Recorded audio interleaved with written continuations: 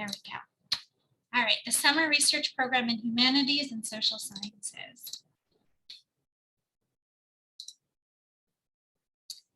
The program dates are from June 26th to August 10th. The application deadline is March 25th. The overview of the program is that it's a summer research program for those who are looking for a unique experience with world-renowned professors at TAU. It's a great place to either do your research online or on campus. You can do a hybrid style. We have lots of different subjects, including political science, Jewish history, public policy, communication, economics, and more. I'm going to go ahead and introduce you to Professor Miley Chiamir, who is head of this program.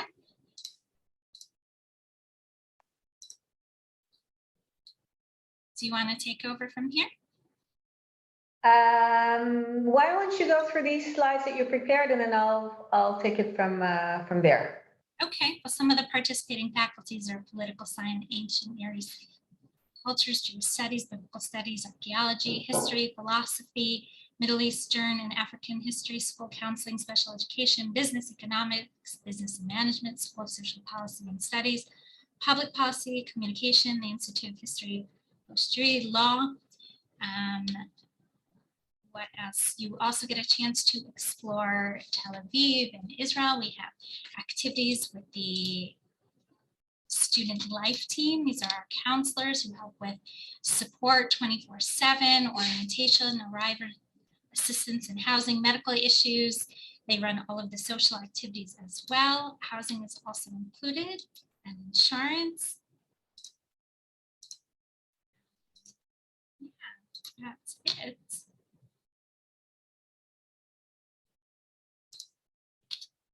So I will let you go ahead and share your presentation. Thank you very much. I'm going to make you a host. Okay, go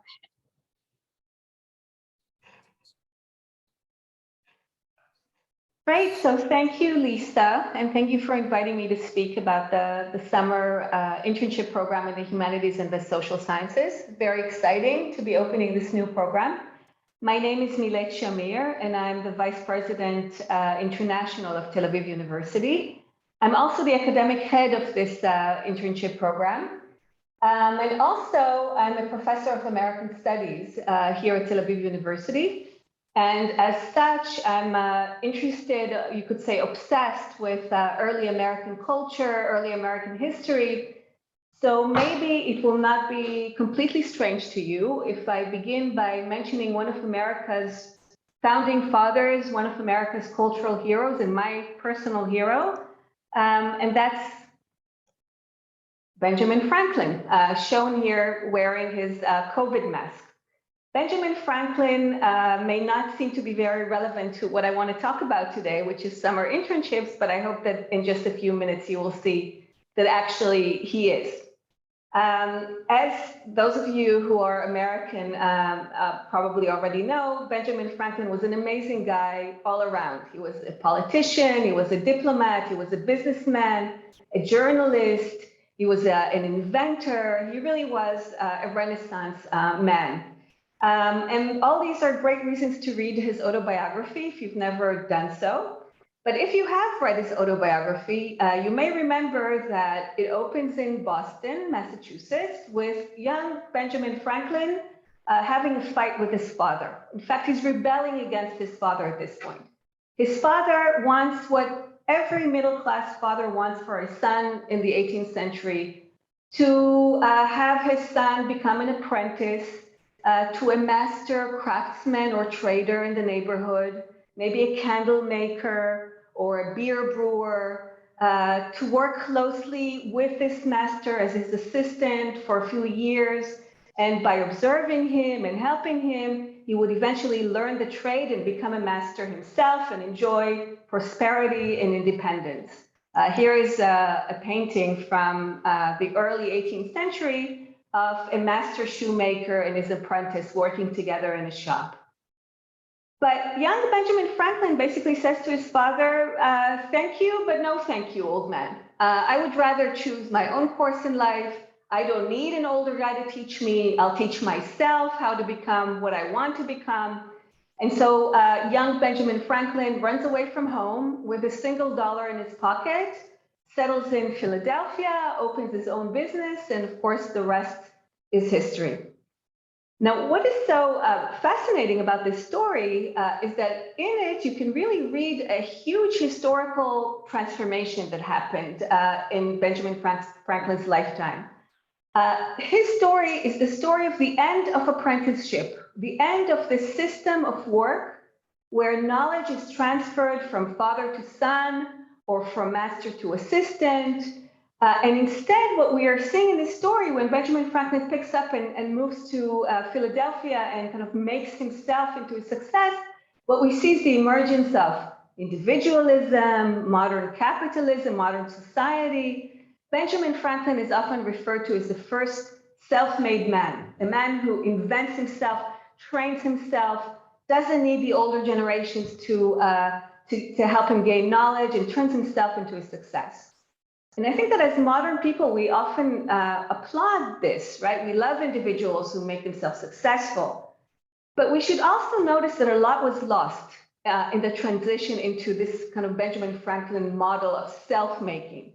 All the things that our ancestors had, learning by closely observing experts at their job, the intimate connection between master and mentee or assistant, the bond that ties together the master and the apprentice, which is much stronger than the bond today, say, between a boss and an employee in the modern workplace. All these things are no longer part of our lives, except in one place, and this is what we're here to discuss.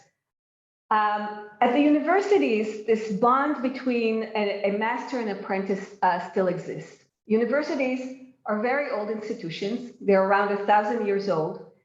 And as such, they still preserve this tradition of training through a relationship with a master or with a senior expert. That kind of a relationship is still very valued in academia, and it's necessary in the world of intellectual research and in the world of knowledge creation. And you can see this, for example, in the relationship between a PhD student and his or her advisor, or an MA student and his or her advisor. But you can also see it in research internships, right? This is still the world of the 18th century master and his apprentice. It's still that shoemaking workshop that we looked at before. In academia, we still very much recognize the value of working closely alongside a researcher, an expert in his field or her field, observing what he or she do, how they do it on a daily basis, and learning by very closely and personally interacting with him or with her. The best way of learning how to do research is by working alongside a senior researcher and understanding how it's done by example. So the world of academia is not necessarily the world of Benjamin Franklin and capitalism and a self-made man. It's much more the world of learning by doing and observing and a close personal bond. And I'm sure that by now you can see the connection to a summer internship program. We at Tel Aviv University believe in creating internship programs for budding researchers in academia, where you can get a chance to do precisely what I just described. So after several years of running a successful summer internship in the sciences, where around 40 applicants are selected from around the world to come here and join our science labs, we decided to do the same in the fields of history, law, economics, politics, Middle Eastern studies, Jewish studies, and other areas in the humanities and the social sciences. We want to create an opportunity for young, talented, research-oriented students from around the world to come and benefit by not only observing our master researchers do their work, but also participating hands-on in their research, working with them side by side. It's like going into that shoemaker's workshop, folding up your shirt sleeves and going to work to create knowledge and to create innovative research projects. So we selected a few fascinating research projects that if you were to apply to this program, you'd be able to join. from projects in archaeology and Jewish studies, where you can investigate together with our researchers ancient men, ancient civilizations. We have a Bible project where you can do a massive digital archive for the representations of nature in the Bible. Closer to our own time, we have researchers working on the Holocaust. We are also including in this projects in Middle Eastern history, Middle Eastern politics, in East Asian studies, in history. One of the great projects in the summer internship program in Middle Eastern studies is the research that you can work on the Syrian civil war. You have super important project that we all take pride in. We have projects in political science, in public policy, on the relationship between governments and banks, for example, in economics, business management. Here, a project that I'm particularly excited about is one of our research projects on the gig economy and how it changes the labor force in today's world, and so on and so on. A project in sustainable development, which is also an AI project, a project in education, in special needs education, a project in law. There's really a whole range of fascinating research projects from which you can choose and apply to become a part of, a kind of an apprentice in. Now, what would you gain from that other than simply being a part of a fascinating research project? First of all, of course, it's a chance to hone your skills as a researcher, again, by working closely with somebody who's very experienced in research.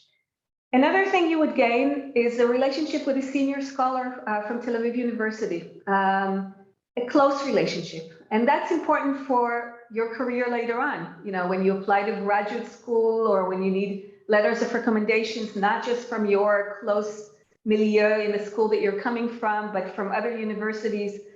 This is a connection that can help you then later build your career, whether in academia or outside of academia. It will add a valuable line on your resume. It's very impressive to see that someone went abroad and took a chance and joined a project in another country and at a great university. So that's very valuable. You will become part of an international cohort of students who are like you, who are intellectually curious and academically ambitious and want to pursue research.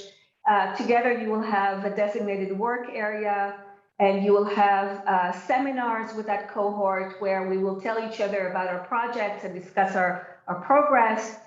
You'll take part of social activities, including trips and other kinds of social activities in Tel Aviv or around Israel.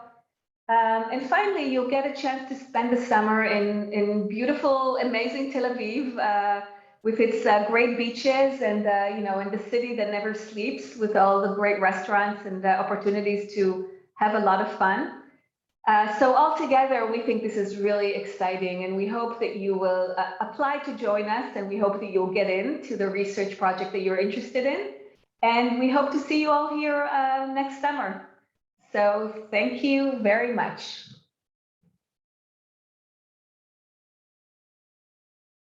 Back to you, Lisa. Great. Can you stop sharing the screen and I'll take it over as a host. Great.